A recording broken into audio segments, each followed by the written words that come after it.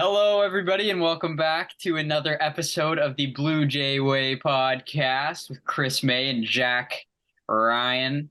Jack, I see you've got your broom out. I do. Today I left my we're white going socks on over- the floor. Yes, I left my white socks on the floor. I need to sweep them up. indeed. That's the Because worst joke I've ever made in life. I'm sorry. All good. All good.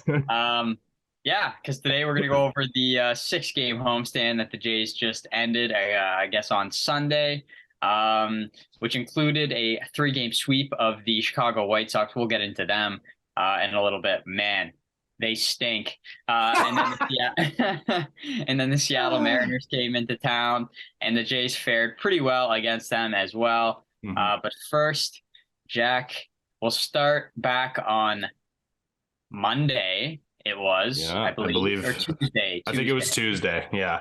It's the trouble with doing these. So they had their off day on Thursday. So it was Monday. It was Monday. Yes, it was Monday. And yeah, the White Sox came into town. The White Sox at that point were already struggling mightily. So as a Blue Jays fan, as a believer in the potential of this team, I was expecting a sweep almost, or expecting a convincing series win. And, the Jays provided. So, yeah, I guess we'll kind of go game by game here a little bit, quickly go through this absolute mopping of the floor, if you will. It started on Monday with a Chris Bassitt start, and he looked pretty good, I will say. He's six and a third. He only gave up 2 earned runs. It was an Andrew Vaughn double, I believe, that kind of started off the game for the White Sox, got the offense going. It was actually the only runs that they'd score in this entire series, which was wild. Yeah. But yes, the Jays went down in this game, even though Chris Bassitt was pitching pretty well. And then we saw something that we aren't accustomed to seeing. Yeah. Cavan Biggio that we aren't familiar with these days, which is a rare sight, and that's Cavan Biggio ran into one off of Lance Lynn, a little curveball right into the swing path, right into the uppercut swing. It was a 3-run bomb, so that put the Jays up 3-2. And then from there, the offense kind of just continued to roll. Whit Merrifield, Matt Chapman, a couple of the usual suspects at this point, driving in some more runs. And 5-2 win. Not too much late drama in this one. Jack, any thoughts on what you saw from Bassitt, Biggio, anyone else? Chris Bassitt looked solid. He's had his early on struggles when the game first opens up, but he's good at making the adjustment and getting back to form relatively quickly after a bit of a shaky start. But this starting rotation, we'll get more into it in a bit, but this starting rotation, man, is something to behold. Say what you want about, Barrios and Kikuchi and Bassitt and even Gausman, and like all of them have had, realistically, all of them have, well, maybe not Kikuchi, but all of them, the other 4 have had shaky starts throughout the start of the season. But I think that this is a top 5 rotation in baseball. I really like you could put this up against the Yankees when Carlos Rodon and Garrett Cole, when Rodon's healthy. You could put this up against Texas Rangers with Jacob deGrom when he's healthy. Like, realistically, this is one of the best rotations in Major League Baseball, and they showed it throughout this homestand. Now, the bullpen, on the other hand, is an entirely different story, but again, we'll get to that. But yeah, Bassitt looked good. Cavan Biggio, blind squirrel finds a nut every now and then. Good for him. He got his 2nd home run of the year. I'm really not too impressed because his track record over the past 3 years has been less than favorable.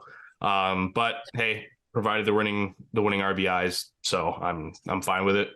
It is what it is.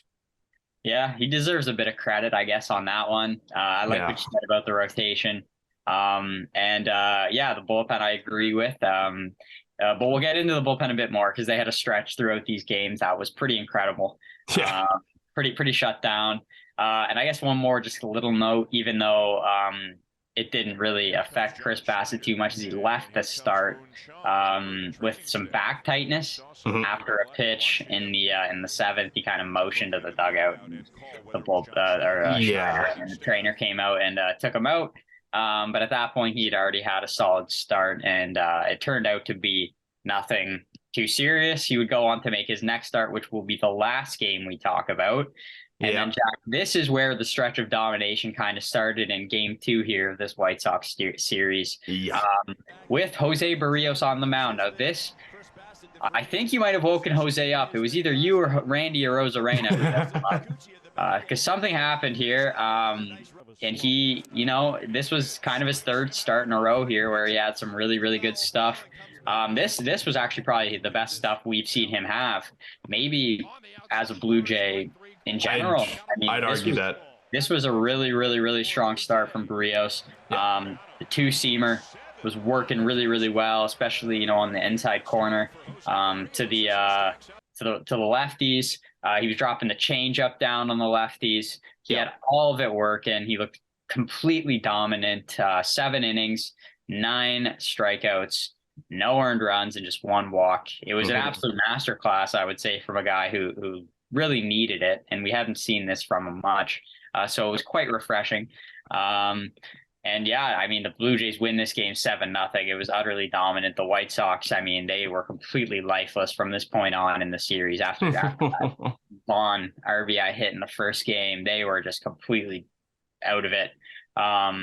It's amazing to see guys like Eloy Jimenez and Luis Robert Jr. have literally no idea what to do at the plate. Like, those guys are elite hitters, and the Blue Jays starters just had them on a string. They were striking out. You see, like, Eloy Jimenez just sit there watching, and he's like, okay, like he was dumbfounded. So it's refreshing to see the starting rotation also going deeper and deeper into ball games. 7 innings is pretty much unheard of these days, unless you're a Garrett Cole or a Jacob deGrom. Yeah, no, saving innings from the bullpen, which is always important. And speaking of the bullpen, it was a debut on the season for Nate Pearson in this game. And he looked, he's been looking good. He was looking good in AAA all season, which warranted the call up. Yeah. Even though Adam Cimber did get hurt a little bit, I think the call up was still in the cards pretty soon if he kept pitching like he did down in AAA, and he carried it over. Really, really, really good velocity. Didn't allow a hit, didn't allow a walk. 1 strikeout in an inning in this game. It's kind of showing that he can be a factor this season, and it's great to see after a lot of tough years from him. I don't expect to see him heading down at any point because his stuff and that fastball is elite. It's got elite velocity, and that is something that a bullpen can always use. So in my opinion, Nate Pearson should be up as long as he doesn't have a couple of blow up outings and I don't know, cost a couple of games, but I don't think that's going to happen because all signs are pointing to him looking really good and having a strong start to his I guess longest stint in the majors so far. Jack, are you feeling pretty good about Nate there? I'm feeling excellent about Nate Pearson. The thing is that you can teach someone to pitch, you can't teach someone to pitch hard. And Nate Pearson, you can't teach 100, man. It's like in basketball, you can't teach 7 feet. Yeah. Nate Pearson has an elite fastball. He sits around between 100 and 98. I saw a few 97s over his tenure, but dude, if he can come out of the pen and just utterly dominate with the fastball and then slow guys up with the curveball, he really only needs 2 pitches. He's like Romano. You just need 2 pitches to get out of a jam or to get out of an inning. So, and especially with the way the other gentleman who I have down on the list here, Anthony Bass, has been performing. If Adam Cimber comes back, or not if, when he comes back healthy, you could possibly see Anthony Bass get shot to the moon on a rocket because he deactivated his Twitter. I'll just put it that way. Yeah, we're back to that point with him. Yeah. When that happens, not going well. No. Yeah, we'll get to him later in the final game of this recap. We can talk about him a bit more. Yeah. For not the best reasons. But anyways, as of right now, things are going great. Where we're at in the weekly recap, things are going incredible. Yep. The Jays have already won the series, and then we take it to Wednesday, Game 3, a little matinee.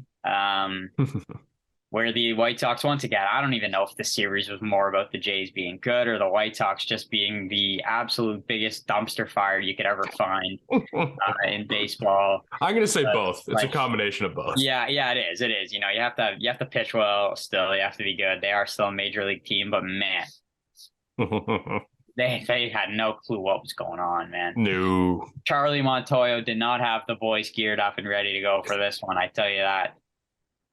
Bench coach Charlie Montoyo, who wouldn't speak to the media back in Toronto, which I kind of get. All that way he would have been asked is, what do you think about getting fired? That probably wouldn't be that fun. But anyways, enough of ripping on Charlie here. He didn't really deserve it. Anyways, we did that enough last year. yeah, we've already done that and forgotten about him. 8-0. Domination. The Coochie Main. Domination. It's what he does. Erik Swanson. Yes. Domination. Erik Swanson, man. But yes, Kikuchi, very, very, very, very good stuff. 5 2/3, 4 hits, no runs once again, 1 walk once again. Beautiful stuff, and 8 strikeouts. I'm willing to say he is the most important person on this roster, maybe aside from Bo Bichette at this current, and Matt Chapman, maybe he's up there as well. But Yusei Kikuchi and Kevin Gausman too. Those 4. They're the cornerstones. But if you would have told me coming into the season that Yusei Kikuchi would be part of that group, I would have slapped you in the face. I wouldn't have believed you. But it's incredible to see another great outing, Jack. Anything you want to say you notice about Yusei, or it's just same old stuff with the fastball and the slider? It's working right now. Everything is going right for Yusei Kikuchi. That's it. He's got, I think, the second lowest ERA out of our starters. I think Gausman's 1, and then Kikuchi's 2, and I'm pretty sure his ERA after that start dropped down to 3. Yeah, which even if it was like 4 last year, we would have been happy. But the fact that it's 3 and he's your 5th starter in your rotation, that's a wet dream for any manager. I don't care who you are. Yeah, he was absolutely dominant. Again, dumpster fire, like you said, in Chicago. But hey, this is exactly what the Jays need to do, is just beat the crap out of really bad baseball clubs. And they did exactly that against the White Sox. And like Erik Swanson, inning in a third, 4 strikeouts, every single batter he faced. Sit down, buddy. Yeah. And then Jimmy Garcia, same thing. No hits, no walks, 2 strikeouts. Trevor Richards comes in, 3 strikes out the side. Like, I have had very limited faith in Trevor Richards going back to last year, but he is low key, has one of the best ERAs and whips in the bullpen, which is fucking bonkers to me. No. Anyway. If you would have told me Yusei Kikuchi would have been better than Alek Manoah by quite a big margin for his first 5 starts of the season, I would have said, pardon me. I says pardon. I wouldn't have believed you. But it's we've seen it now. It's been very refreshing, and he's well on his way to having a true bounce back season, and getting some recognition for that. And he could win. He very well could win comeback player of the year for the AL for sure. Yeah, I mean him or Chapman. The disparity between the 2 seasons is incredible, and it just goes to show how much he worked on it. And it's great to see. And then offensively, Bo Bichette, man, he hit a home run in this one, a 3-run bomb, which kind of blew it open. This guy, he is on another level right now. I just think he just looks so controlled from a guy who can usually, or when he's not going as well as he is right now, he can seem so wild almost. Yeah. And he can, take those swings where his helmet flies off his head. You're not seeing that really at all this season. You're seeing a very controlled approach. He's, swinging at pitches that he wants to hit.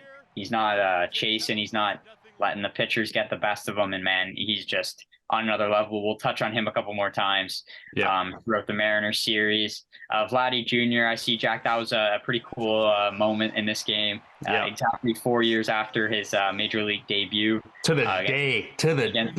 At the Rogers Center, he hits a 2-run double, which was very similar to his first career hit in his first game down the right field line there.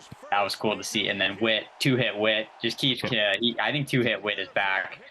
He's all the way back. He was 2 for 4 in this one with 2 RBI. And again, we'll get to him a bit more because his good week continued.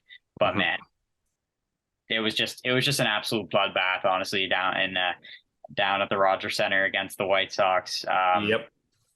Yeah, it was just utter domination from the rotation to the bullpen. The bullpen was very, very dominant, especially in this last game with Swanson, Garcia, and Richards combining for 9 strikeouts, just over 3 innings. That is, to end the game, it was just like, just send them off with their tails between their legs and just we'll move on. Then you break out the brooms. And the sweep. The first series sweep for the Jays this season came against the Chicago White Sox, who went on to, look even worse somehow in their next couple of series. But I guess they did win on Sunday. So great series, Jack. Any final thoughts, or shall we move on to Seattle? No, I think we've said everything we need to say about Chicago. Dumpster fire of a franchise right now. Jays were utterly dominant. Beat up on the bad teams. It's exactly what they did. Let's get to the literal rematch of wild card game 1 of last year's postseason for the Jays. But bringing back some bad memories with the Mariners coming into town. Not gonna lie, I was skeptical to see if the Jays could pull it off, but they did. They did. I mean, the Mariners kind of suck right now too. I don't think they've gotten off to the start that they envisioned. No. They've had some injuries with, of course, Robbie Ray is now done for the year, which is, when your top 3 starters goes down for the season, that's never easy. No, I saw a funny tweet about that. It's for people, for people saying that Ross Atkins is a bad GM for signing some of these guys. Remember, he gave money to Kevin Gausman and not Robbie Ray. I was like, I'm not saying that Robbie Ray is a bad pitcher. It's just that injury would have sucked right now. If you replace him with Gausman in the rotation and he gets hurt like that right now, you don't have any depth. The Jays don't really have much depth starting pitching wise, and that would have just been a mess. But anyways, not our problem. Nope. I guess like you said, it's a rematch of the AL wildcard series from a season ago, which was very tough for the Blue Jays. A lot of bad bounces, a lot of timely hits from Seattle, a lot of heartbreaking moments in that one. But anyways, we move on to new season. And Teoscar Hernandez, after being traded in the offseason for Eric Swanson, returned. Got a nice ovation. You love to see it. I mean, Teoscar, he was a very important piece of this team, I will say, throughout the rebuilding and kind of, a return to a contention window that the Jays have kind of built for themselves here. He was a big part of the team. He was a fun-loving guy. He was a guy who's always smiling, always seemed like a joy to be around. Sometimes he didn't necessarily, I would say, bust his ass the full of his ability, because he was kind of dogging it out there in the outfield. And sometimes he had some ugly swings at the plate, but still a fan favorite. And he did a lot for this team. So he deserves the standing ovation upon his return. If anyone booed him, I would say you are a moron. He does not deserve to be booed for any reason. But yes, Teoscar's back. Wasn't much of a factor in this series, but he did hit a home run in the 3rd game, which we'll talk about when we get there. But yes, he wasn't much of a factor, but a nice return, a nice ovation. And then Manoah took the mound. And he is so wild right now. He's so wild. He's all over the place. I thought he figured it out in his last start in New York because of how good he performed, but he was just extra fired up for that one. Yeah, I mean, 4 walks and 7 strikeouts in this one. And he hit I think he hit Julio at least. He hit one guy at least. Yeah, I think he hit Julio, and Julio looked a little pissed about it, but Yeah, because he hit him in the playoffs last year. Yeah. yeah, He's wild. He's wild. It's got to be mechanical. From yeah, what I've been hearing from guys like Kevin Barker on the radio who kind of know more about that stuff. yeah. Those guys are saying it's a mechanical thing. He isn't necessarily comfortable right now in his mechanics.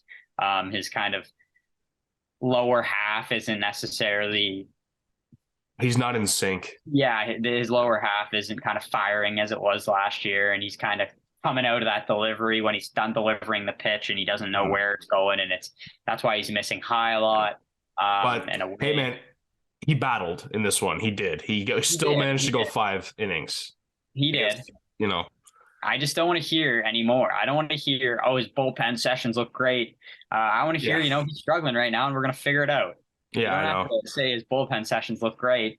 That means nothing if he takes the mound and his starts aren't great. But yeah, 5 innings, 4 walks. Only 2 earned runs, which was good. Cal Raleigh hit another home run off him like he did last year in the playoffs, man. The big dumper. He's quite a hitter, man. I'm a fan of his. I won't lie. Even though he torches the Blue Jays all the time.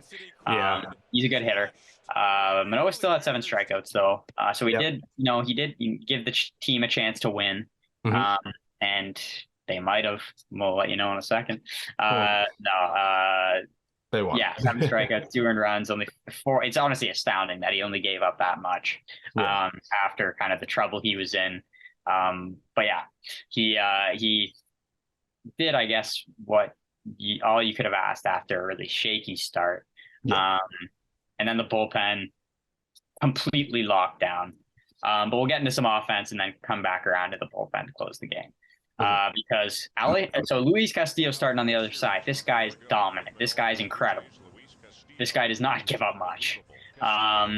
Unless your name is Alejandro Captain Kirk. Unless you are an elite hitter, which Kirk is. So Kirk, the Jays are down 1-0 after I believe it was the Raleigh solo home run. And Alejandro Kirk responds, takes Castillo deep. A little fastball or a little sinker stays up in the top of the zone, and Kirk just kind of tomahawks it out. Just gets out, which is great. So we're tied up, and then Matt Chapman, man, the doubles are coming off his bat at an incredible rate right now. He hits an RBI double, and then this was funny. Vlad scoring from first on a Springer go ahead RBI single that makes it 4-1, or not 4-1. Springer was 1 for 4 on the day. That makes it 3-2. And Vlad was absolutely just firing. He was just sprinting around the bases. I love when he gets to home, he kind of lays down after he slides. He's like, oh my God. Well, I saw him. He looks at his hand. He's like, whew. Yeah. He's like, I'm going to need a second here at home plate. But yeah, so that was great to see. 2 more hits. And then the bullpen, man, they were absolutely dominant into Sunday. In the last 5 games, they didn't allow a hit. No. So it was the Saturday game, the Friday game, and then the 3 White Sox games. They didn't allow a single hit. No. And yeah, just complete domination, shutting down a Seattle lineup that looked a little lifeless as well towards the end of this game and into the next game. But yes, it was a nice way to open up the series. Another 1-run game that the Blue Jays are able to pull out with some good pitching and some timely hitting. Jack, anything you want to touch on in this one? Eric Swanson becomes the Grim Reaper against his former team, and like the guy just flat out dominated Seattle in this. And just a real quick notion here: the bullpen over those 15 innings of no hits, no runs, and what was it, 26 Ks or some shit, just bonkers numbers. 2 walks, 26 strikeouts. The bullpen's gonna have a good stretch, and then it's gonna have a shaky stretch. We're recording this on May 2nd. And the bullpen last night in Boston didn't exactly perform, and people on Twitter calling for like, oh, why isn't Eric Swanson being used? Like, what? It's like, well, sometimes they're not available. Yeah, sometimes they're not You available. When you have fucking everyone idiots. available, Yeah. Yeah. Like people just, again, it's people who are fans of the team, but don't know the game. Guys game can't throw 25 pitches every single night if you're a reliever. Like they need a day or two off. Game 3 of the Mariners series, there were a couple guys unavailable, which which bites you in the ass. Led to them losing. Yeah, but that's my point. But the bullpen in this game, again, Manoah not going that extra inning, going 6 innings, you have to use a Meza, a Garcia, a Swanson, and a Romano in a 1-run game. Like you have to. You're trying to win, man. And Schneider made all the right calls, and clearly it proved everyone wrong. Like everyone's calling for him to go away. I'm like, why? Yeah. He made all the right calls in this game. He did it in the next game too. The 5 games of great bullpen management for a couple because of one. Yeah, because of maybe 1 or 2 where you don't have all your guys available. Yeah, you exactly. Can't really do anything else. Also, like Garcia and Swanson, other than Romano, are arguably your 2 highest leverage guys in the bullpen, and then Nate Pearson is by the end of May could very well be in the same conversation. Anyway, I digress. Let's go down to game 2 that I was at. Yeah, you go for it, man. You go for it. You were there in person. You take it away, man. Oh, dude. What a game. I was a bit nervous because we know throughout their history the Jays don't exactly hit well against pitchers making their MLB debut, and they didn't. What was his name? Easton McGee. Mr. McGee. Took a no-hitter into, I believe it was like until 1 out into the 6th, and Chapman hit a. Or no, it was I think the 6th inning, and then Chapman hit a leadoff double, if I'm remembering correctly. I'm not gonna lie, I had a few beers in me at that point, so things were a bit shaky. But Kevin fucking Gausman, dude, exactly what happened in New York is what happened in this one. In New York, Clark Schmidt, great start. Gausman's like, okay, I'm gonna do you one better. In this one, Easton McGee, yeah, he had a no-hitter, but Gausman's like, I'm just gonna go out and 7 innings pitched, 6 hits, no earned runs, just 1 walk, and 13 strikeouts, career high. I love this long-haired motherfucker. He is so goddamn good, and I was fired up after he went out there and just flat out dominated the Mariners. And then Zach Pop came in, threw an inning, got a K, no walks. Jordan Romano comes in, 2 strikeouts, no hits, no walks in the 9th. We go on to extra innings, and Eric Swanson comes out of the pen again. He gets in a little bit of trouble with a leadoff walk, but then he just strikes out the side after that to get the Jays, keep the game tied at 0. This was no runs up until the 10th inning. And then it was the quickest game I've ever seen. Oh, dude, it was for 10 innings too, for extras. I was like, that game was only 2 hours and like 47 minutes. It was so nuts to be a part of. I looked up after like an hour. It was in the 5th. I was like, what are we doing? Yeah, and then, what was it? Vladdy hit a leadoff double, then Bo hit Bo hit a leadoff. I can't fucking remember now. It was such a cluster of everything.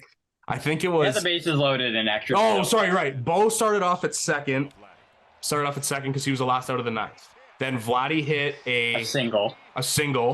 But he couldn't score Bo. And then they intentionally walked Chapman, which I have video, and I'm sitting there yelling, "That's bush league!" I mean, it kind of makes sense. Makes sense.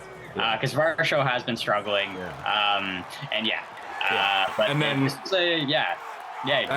Nice even swing. Drives it into the right field. Teoscar Hernandez over his head. Walk off for the Blue Jays. And Dalton Varsho, man, what a classy guy. In his post-game interview with Hazel May on the Titantron, he was like, hey, you guys have made me feel like I'm home playing in Toronto. You guys are some of the best fans I've ever had the privilege of playing for. I was like, this guy is just a beautiful human being. Like, what a great dude. Yes, and he was struggling. He was struggling going into that at bat. He was over his last 18. Yeah. You could see at the plate things weren't necessarily in sync, but that was a big moment for him. And you see his reaction when he hits it. He knows it's over. He's just so happy. Kind of his welcome to the Blue Jays, welcome to playing at the Rogers Center kind of moment. Mm-hmm. Hopefully, it can spark him a little bit because he is scuffling right now at the plate. Something's a bit off at the plate, but at least with Varsho, if he is not hitting, you still know that he is a winning type of player. He's a smart player.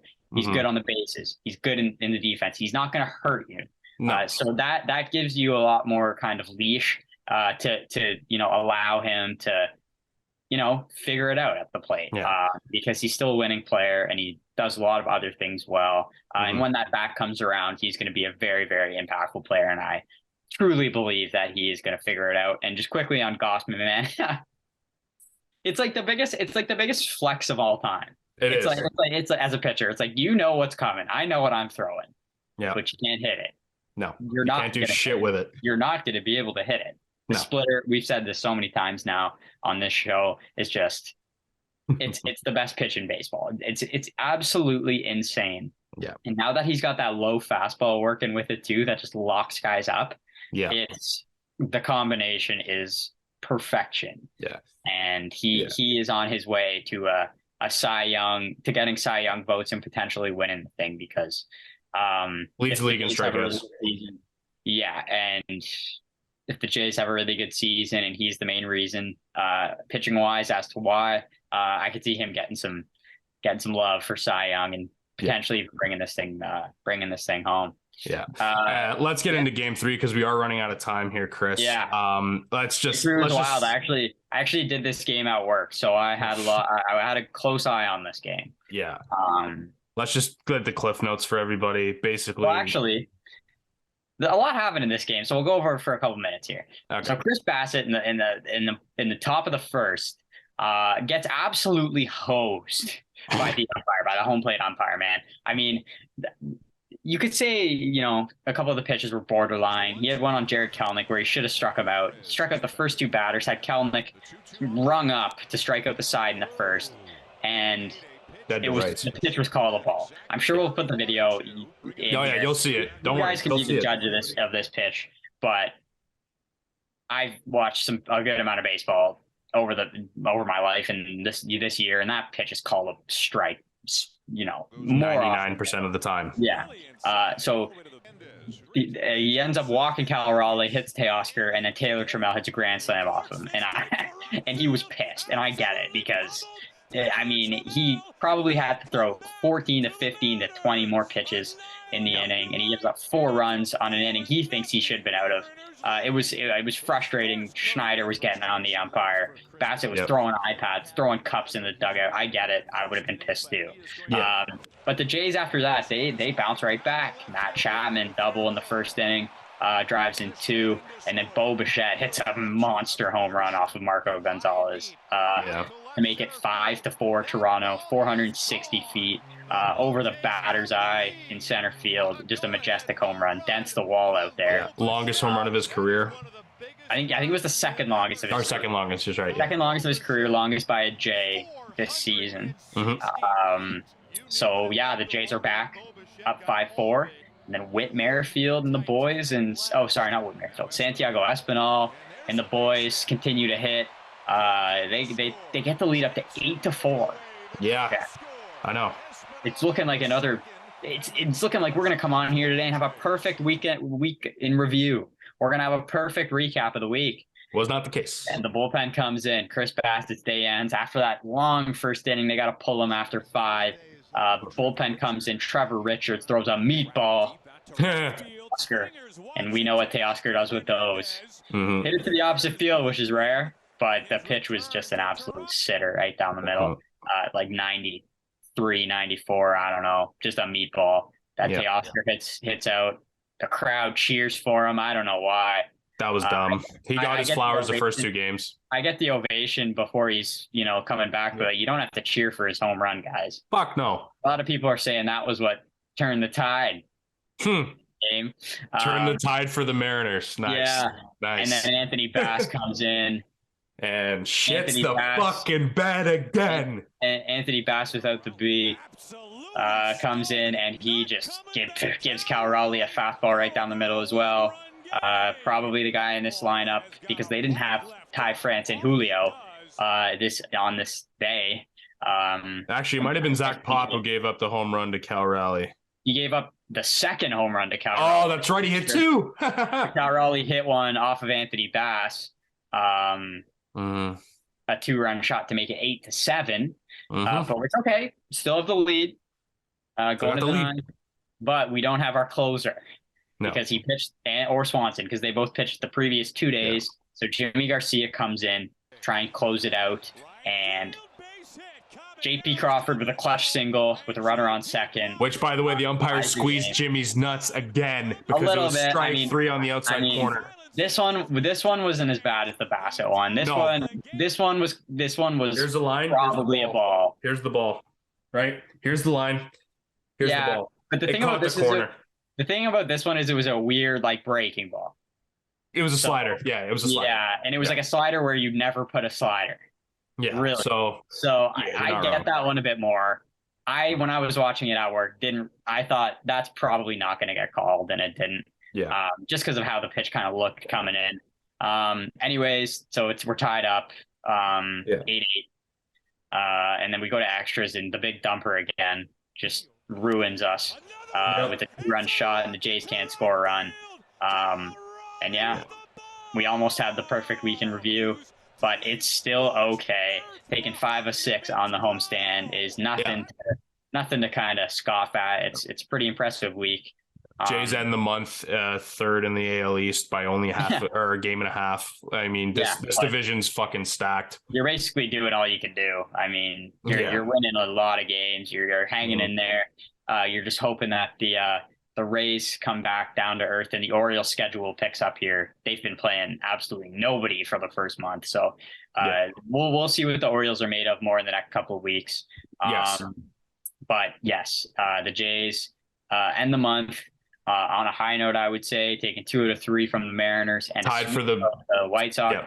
Tied for the best start over the first month of the season in franchise history. So they're on pace for 104 wins.